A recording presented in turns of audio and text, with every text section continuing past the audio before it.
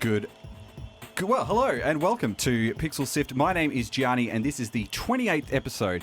Each week we discuss the game concepts and explore the news on all the big topics that matter to you. And we also bring you the very best of the Australian games industry. I'm joined by my co-hosts Mitch and Scott. Hello, hello. Hey. James is making the Twitch video work. And this week we're joined by Jason Imms via Skype. He's the founder of the Tasmanian Game Dev Society, a game journalist who writes for Killscreen and Kotaku. And he joins us for this episode today. How you going, Jason? Hello, thank you very much for having me. I'm going very well, thank you. What about yourself? Pretty good, actually. Yeah, not too bad. So we'll be getting into talking all about the Tasmanian game dev scene. But before that, we will be jumping into our other topics. Yeah, earlier this week, a fan-run World of Warcraft server was shut down and the users are pretty mad. Was this justified? And also with traditional media outlets on the downward spiral and streaming services on the rise, what does the future hold for gaming journalism? All that and more coming up on this week's episode of Pixel Sift.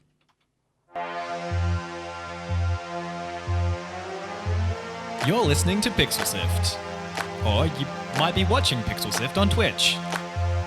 Pixel Sift.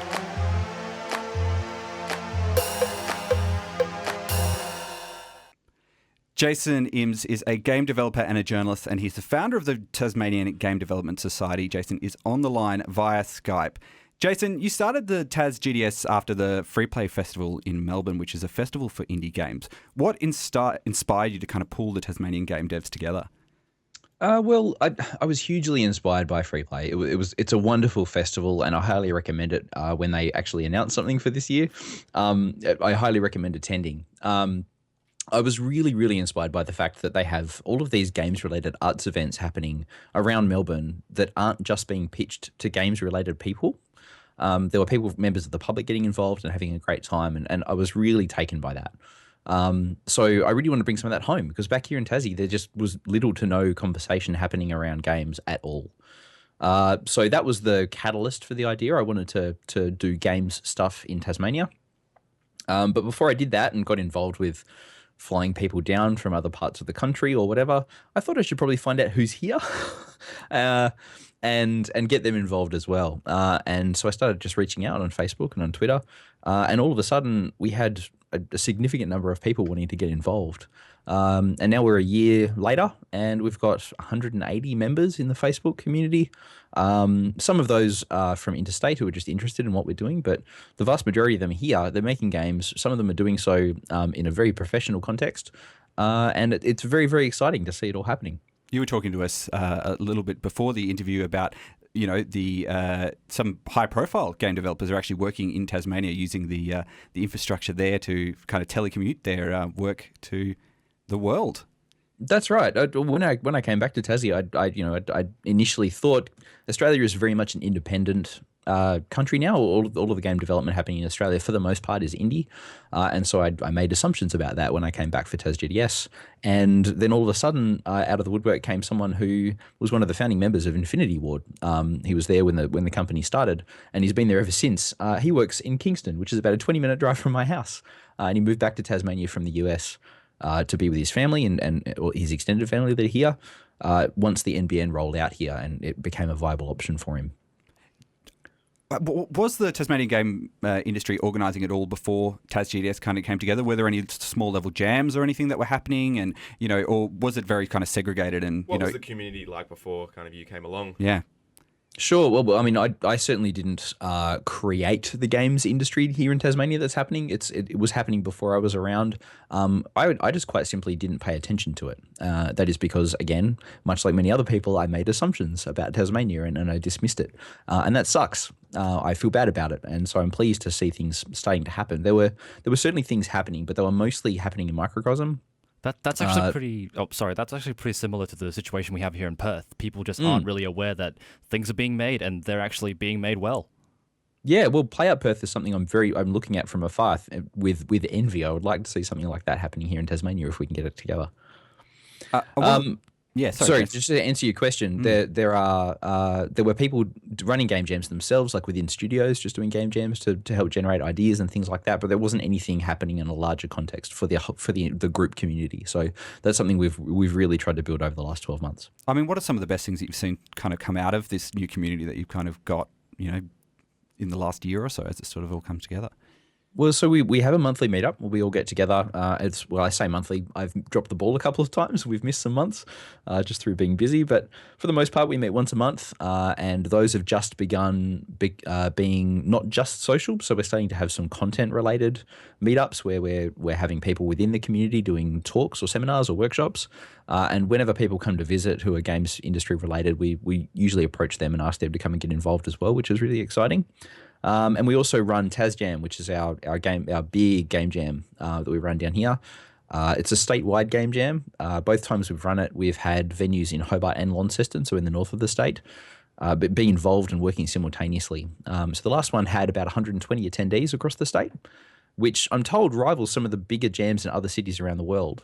We had some of our members at the International Conference of Game Jams at UC Berkeley during GDC this year, and they learned that our attendance numbers actually are pretty similar to those larger cities, and that's really, really exciting for us and a big surprise, to be honest. I mean, what is it, do you think, that has kind of fostered this sort of, budding game industry where you've got these big turnouts for these events and it's still not being on the map for people? Have people just been, chipping away in the background, or is there a problem with kind of advocacy for the Tasmanian games industry? Is that something you guys are interested in doing? Absolutely. I think it's both, to be honest. I think much like the assumptions that I made, the very silly and unfair assumptions that I made about Tasmania, the people who are down here, perhaps, and I'm putting words in their mouths, but I suspect they were just working away in isolation because they felt like there wasn't another option for them. And that sucks. People don't have to be in Melbourne or be in Sydney or be in Brisbane to be able to make video games in this country. You can make games anywhere. You can make excellent games anywhere, and you should. You should try and create new communities where you are. Right? It's always good to go and visit other communities and get involved over there. Maybe you go over there for a year or two and you see what they're doing and you bring those ideas and you steal them wholesale and you embed them in your own home context. Well, that's creative culture, isn't it? You take ideas from other people and you rework it and go from there. Exactly. There's no point reinventing the wheel. You just got to make it fit the roads where you are. Sorry, I messed up that. You mentioned a couple of the other centres for game development, and Melbourne is not actually that far from Tasmania. You don't have the Nullarbor, which is separating West Australia from Victoria, like we do. True. What do you have? What can you do to kind of stop people just jumping across Bass Strait and moving to a greener dev pastures? I mean, the reality is that happens, and it happens with startling frequency. Our University of Tasmania has a game development course which is full pretty much every year, and there aren't a huge number of those people who are sticking around, and that's something we want to change. So TasGDS is one part of that. We're going to make Tasmania a much more attractive location. The other part is going to be advocating our industry to local government and to federal government more broadly, to try and make it a more appealing place to be. I mean, my ultimate dream would be to see a co-working space happen here, much like the arcade, something very attractive for game developers. And you add that to the fact that it's a relatively low cost of living here. It's quite beautiful and pleasant to be here. And if you need to get on a plane to go to Melbourne, it takes like 45 minutes to fly over there. So those things are all very, very attractive to me. And I think it would be a really, really big win for Tasmania if we could say, hey, this game studio that was based on the mainland somewhere up stumps and moved to Tasmania because it's rad here. That would be a really, really big and very exciting thing for us, and it would feel like a victory. It would seem that Melbourne's reputation seems to just overshadow everything else in Australia. And I think do you think maybe Melbourne should maybe tone it down a bit? I don't know. So Stealing up all the fame. I've definitely seen this sentiment coming from a lot of places. I mean, Freeplay was a really good example of it. There were a lot of people at Freeplay who had travelled for the event who felt that it was too Melbourne-centric. And I think that's indicative of the broader conversation that we're having. Freeplay is very Melbourne-centric. That's fine. It's very Victoria-centric, I should say. And that's fine because it's made by Victorians who are in Victoria, and they primarily deal with people who are in Victoria because that's their local context. So it makes sense for that to be reflected in the volunteer-run organisation. And more broadly, Melbourne is making big waves. Some really, really big releases have come out of Melbourne recently, and they're obvious. I don't need to go through them. Obviously, Crossy Road is one of them. They have a reasonable amount of government funding through the Screen program in Film Victoria, which we don't get to boast in other states. But that's not the be-all and end-all. I think it's just that there are a lot of game developers there. And when you collect game developers together, they can collaborate more broadly. They can learn from one another. They can grow from one another, and that builds a better community. That builds a better industry in that local area. And so we need to start seeing this happening in other parts of the country as well. We need to learn from Melbourne, go over there and collaborate with people from Melbourne, and come back and make excellent things elsewhere. And you mentioned collaboration there. Now, Tasmania is known for its fantastic arts scene. And you talked about the Free Play Festival kind of bringing in people who aren't particularly game focused, but bringing in other sort of contexts. Is that something you'd like to see happen in Tasmania? Yeah. We had our first run at that not too long ago. So TasGDS is one of them. We speak pretty broadly on media down here on the radio with ABC and in the Mercury newspaper, trying to let people know what TasGDS is. But it's definitely a little, it's not super approachable for people that don't make games generally.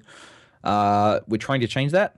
We also ran a party with your locals, SK Games. Louis came over here with us and helped us run an event which we billed as games as art. So we basically treated it like an art exhibition that had a bar and loud music. There we go. That's the way. All of the art that was on display were games. It was all interactive, and we had a good 200-300 people come through the room that night. It was a really positive experience, and the vast majority of them weren't already members of the Tas Game Development Society. So we had older people, we had parents with babies strapped to them, we had young kids coming through. It was a really, really fun experience. Well, it's fantastic to hear that game development is happening outside of some of the bigger capital cities in Australia. It's something very close to our heart, and we're very excited about. Jason, we'll get you to stick around. We're going to have a talk about some other topics as well today, and we'll jump in some of those now. Sounds good.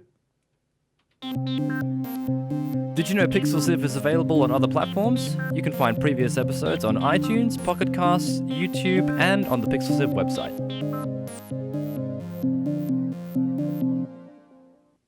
Yeah, so Nostalrius was a fan-created World of Warcraft server that allowed players to experience the game as it appeared in its earliest of days. But yeah, Blizzard has now shut it down.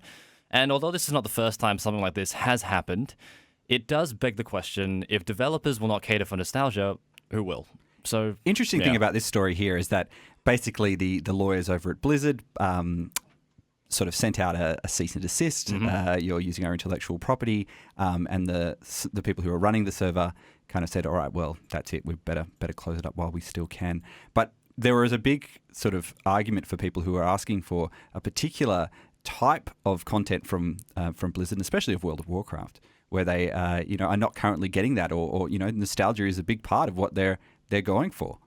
It just seems like people really want that experience to be in their lives because that's how they entered the world, and they want that back. It is the unfortunate side of like MMOs. You can't just jump back into your old console and play, your nostalgia games. You don't have the support kind of there. I mean, and let's put this into perspective. This legacy server had about 150,000 active members and about a total of 800,000 accounts created. That's compared to, say, Blizzard's subscriptions. I guess the last stats they gave us anyway, they were still around 5.5 million. So in the big scheme of things, this isn't a huge thing for them, and it's more of a kind of a nuisance, if anything, and I can see why they've gone this path. Because, as much as they're, supplying the legacy servers would be great and integrating it into their current kind of support system, there's not a lot of gain there for them, I guess. I think, to be fair, that's almost a fifth of their active accounts. That's not an insignificant number. But it sounds like it's saying 800,000 accounts created is a bit misleading there, because, like I said, that's only 150,000 active members. And an account costs money, right? So if those 800,000, and they wouldn't be, but if those 800,000 accounts were to be created on actual live servers that Blizzard runs, that's a significant amount of money. Yeah, absolutely, that is true. There would be a lot of people who would be playing the game effectively because it doesn't cost money, and that'd be part of the reason why. Yep. So you may not see 100. This is always the argument we talk about with piracy and all that sort of thing. Yeah. That maybe a lost sale is not always someone using your thing. Maybe that person was never going to be a customer to start with, and it's hard to create like legitimate stats to hold against it because of that very reason. I think also coming from a creative perspective, Blizzard has created. I mean, it's in the name of the game. It's the world, and the world progresses in a sense that, a real world progresses, and that's kind of what it's all about. Things happen that that can't be undone, and it's a persistent world. Yeah, I mean, And they need them as a company, they want everyone playing on the latest World of Warcraft because that's where their development's focused. But the problem there is they would have to create so much extra support for like just this small customer service base. And like you said originally, 800,000 is pretty high compared to 5 million. But I can't see it actually getting to that figure. I don't think there's that many people. Do you think they would expect the users of a vanilla server, for lack of a better term, do you think they would expect maybe a lesser rate, or like a not a full, maybe like a half price account? Do you think they would expect that kind of thing? There's a really interesting example. Now, one of the other MMOs that's probably been going for, probably the other big notable one really, is RuneScape. And they actually brought out a legacy sort of server, effectively using the old style RuneScape stuff. And they still, for people who want to play that particular version, they still put content into that and keep the mechanics. They actually do, which is actually pretty impressive. And really interesting. Someone asked at BlizzCon a couple of years ago whether Blizzard would be interested in that, and J. Allen Brack, one of the developers at Blizzard, had something pretty pointed to say about this. No. And by the way, you don't want to do that either. You think you do, but you don't. Remember when you had to like spam cities and say need a tank, need a tank, need a tank during the Burning Crusade days? You don't remember that because now you just push a button that says go to the dungeon. You don't want to do that. I think there's a point there to be made. Like hindsight is a hell of a thing, and you always look back on things with fond memories, but maybe the reality wasn't quite as smooth as it really is in your mind. Rose-colored glasses. Yeah, that sort of thing. Yeah, I think it's interesting that they could have a mix with it. Someone like Jagex can do the RuneScape legacy and the most recent stuff as well. So there is obviously, and as you said, Jason, there is 150,000 active users is a significant number, and there are definitely WoW servers out there which have much lower active users than that. Perhaps they could have converted one of those. I understand you don't want to splinter your player base, but as a free fan server like Nostalrius, like they get away with a lot of bugs and issues, and that's expected out of the free server. But if it was to go to legitimate, there's a lot more work from Blizzard, and a lot more expected of them as a developer. Absolutely. I mean, my position on it is Blizzard owns the IP, so they have the right to take down these servers that are potentially damaging their business. Whether that's a significant damage or a large damage or a small amount of damage doesn't matter. They own their IP, and if they weren't so massive, if they weren't Blizzard, we wouldn't perhaps be so forgiving of people doing this. Like if someone took a game that was being made by a small indie studio that was struggling to exist and changed it some, and then took it as their own and stole that profit away from that smaller business, we would not perhaps be so charitable, I don't think. There seems to be a bit of a perception with this sort of thing that people don't have, the same sort of expectation for large game companies who still have, sometimes hundreds of people working on this thing, putting their heart and soul into these projects. If not more people. If not more. Usually. And you see it with like people with, large record labels and movie industry and lots of other industries where, the big mechanical, like the machinations of the whole thing seems to kind of, sort of, I don't know, people just don't put the same value in it for some reason. Because it loses that personal side, I guess. With indie games, you can usually relate it to a couple of people, whereas with a place like Blizzard, it's just Blizzard. It's the word. It becomes a logo and a sign, a symbol. But then again, J. Allen Brack said that, so he's kind of brought it back down. But then again, he did say this back in 2013. So let's make this very clear. This is not a recent quote from him in the grand scheme of things. But yes, well, let's stand back and look at it from a larger context as well.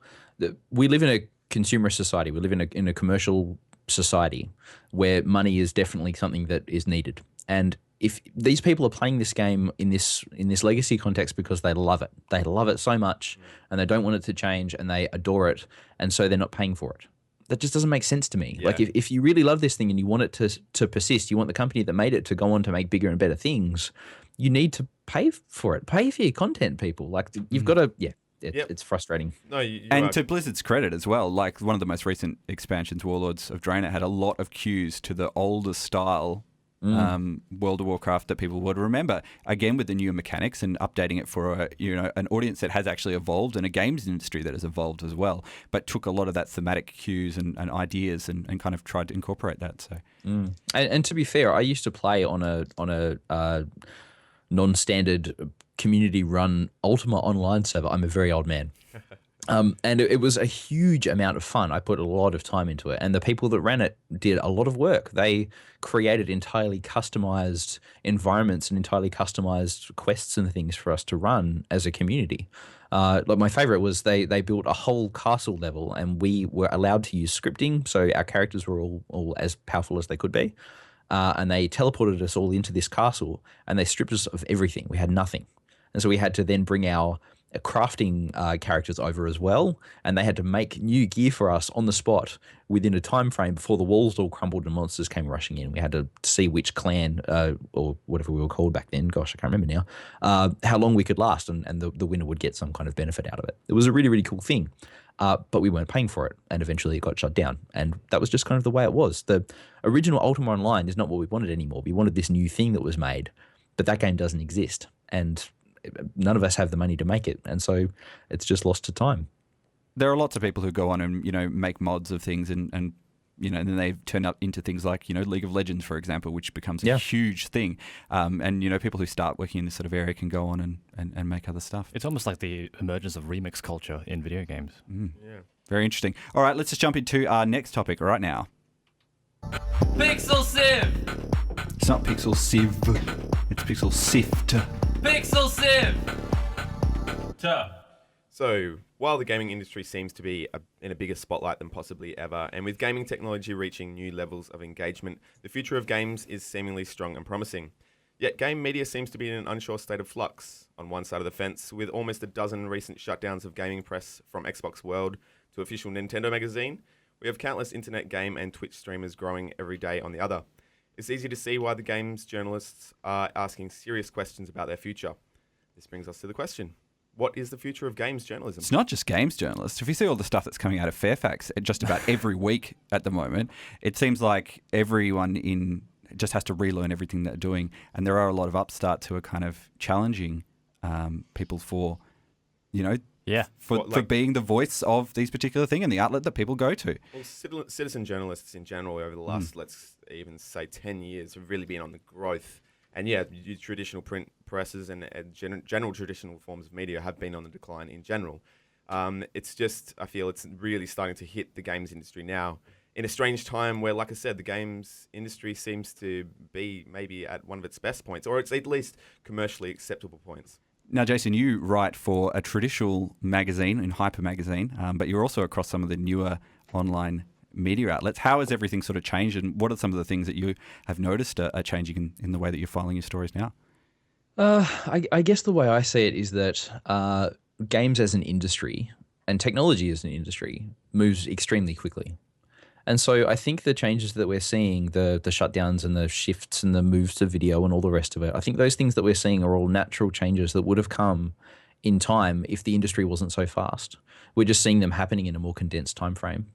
So that's kind of one perspective that I have on it. The other is that things come and go.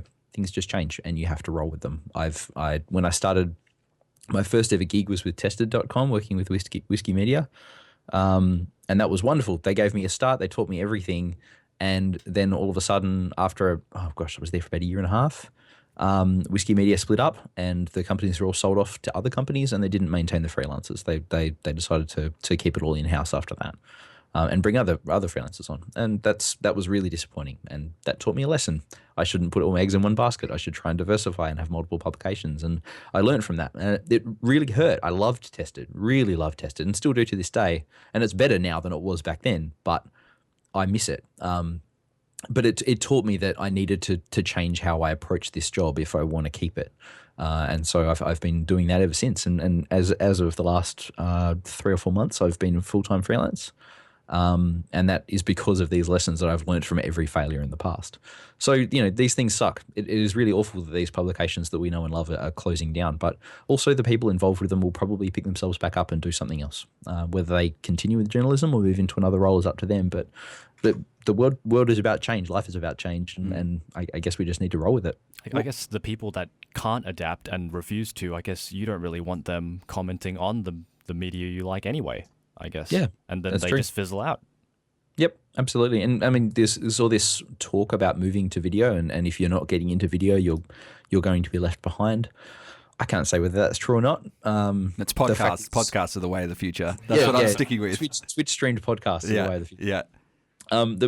My feeling is like I just don't have the time or inclination right now to move into video for myself. I would like to. I think it's really interesting, but it costs a huge amount of time to create something that you can get paid for than the work that I'm doing now. And the reality of my current lifestyle is I need to try and make a bit of money to pay my mortgage, right? So I'm going to do what I can do. And if that means that in 5 or 6 or 10 years' time I can't do this anymore, so be it. I mean, I've had a great time while I've been doing it, and I'll just have to find something else to do.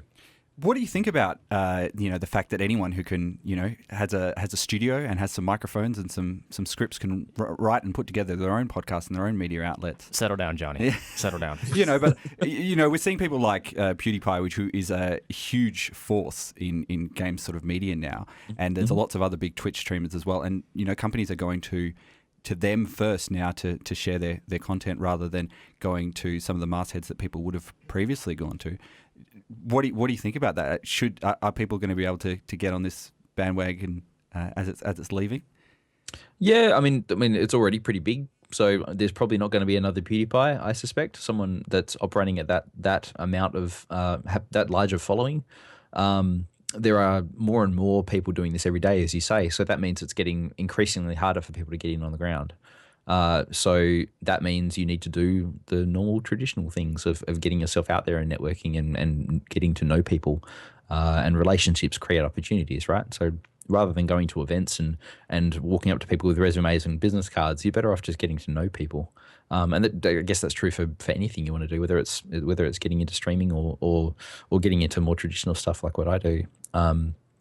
If you can get to know people, they will create opportunities for you. That's just the way people work. People are relational beings, and it's not about nepotism or anything like that. It's just about getting to know the right people in the right places who can help you and collaborate with you and help you to grow into positions in the future. And by getting to know people, you kind of get an idea of who's a good operator and who you can rely on and, who you should stick your neck out for, basically. Exactly. I mean, that's the whole reason I go to PAX every year. PAX is really fun. I have a great time, but also I live here in Tasmania and I'm the only games journalist here, to my knowledge. So I can't exactly go to networking events with my colleagues at home. I have to travel to do that. And that's just part of it. And again, I just had to roll with that change and go ahead and do it. I think one of the strengths of these streams, the Twitch, and even like say Reddit or something as a source of information for this, is that generally instead of being traditional journalists for the foremost, these are more like, I guess, gaming niche kind of experts, and therefore the respect from the community is already there. And under the wake of like Gamergate and stuff, I guess the trust for traditional forms of journalism for gamers just isn't really high.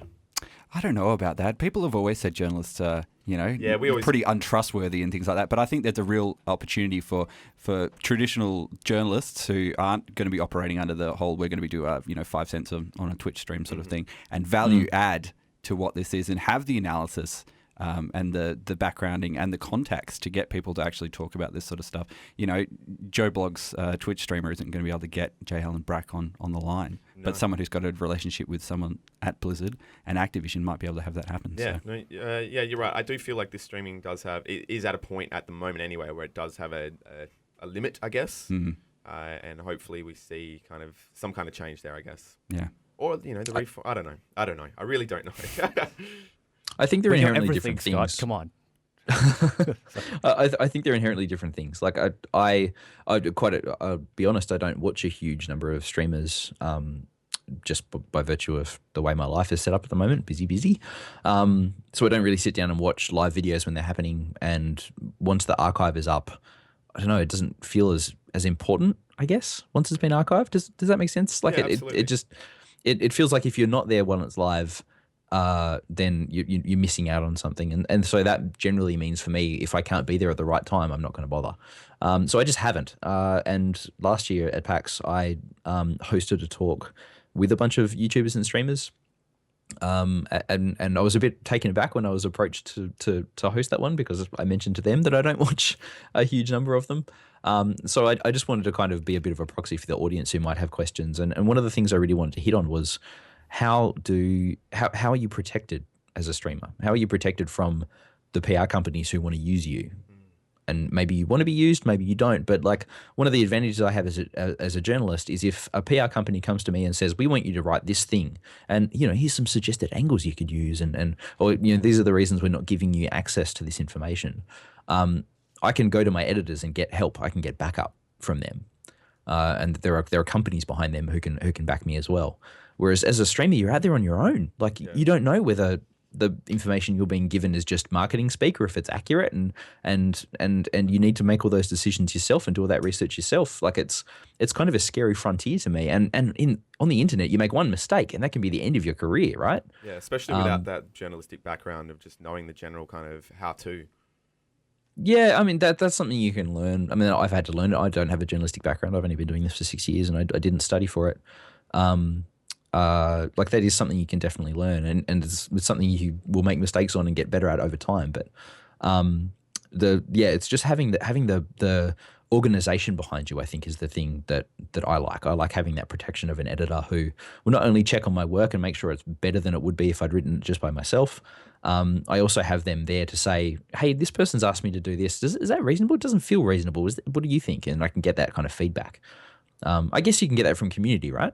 Yeah, I guess so. But I mean, that's the thing is though that fan-created stuff can always be, everyone's hyped up for a game and it's part of the hype cycle. And sometimes you need to have that step back and maybe that one person removed to kind of, cast that lens over thing. I think that's always why it's valuable to, run your stories past someone because you won't see them silly mistakes that you've made. So yeah, and I guess the most important thing is always you've got to disclose stuff.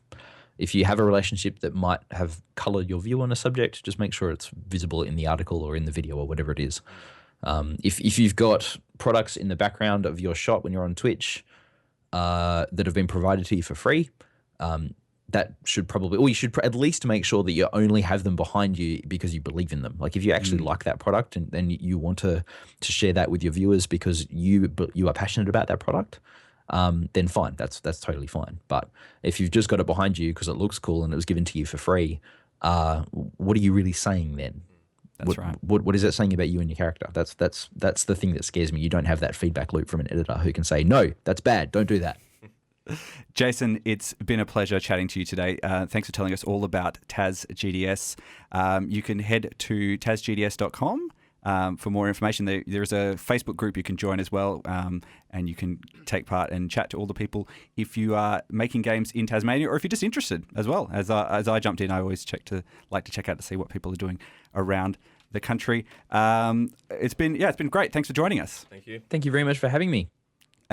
As always, you can jump over to www.pixelsift.com.au to check out all the notes and episodes. We'll stick up links to some of the and some videos of some Tasmanian games as well up on our page there for this episode of the show. Scott, if people want to find us on social media, where should they head to? People, you can find us at facebook.com/pixelsift, twitter.com/pixelsift, twitch.tv/pixelsift, and youtube.com/pixelsiftau. And Mitch, if people want to listen to our other episodes, where should they head to? Yeah, you can check out our website now with updated icons to stream the episodes. Subscribe to our podcast on either iTunes or Pocket Casts or using the RSS link on the website. And if you could give us a rating and a review, we would very much appreciate it. It always helps people find our show as well. Thanks for joining us. Thanks, Jason. And we will see you guys all again next week. Ciao. See ya.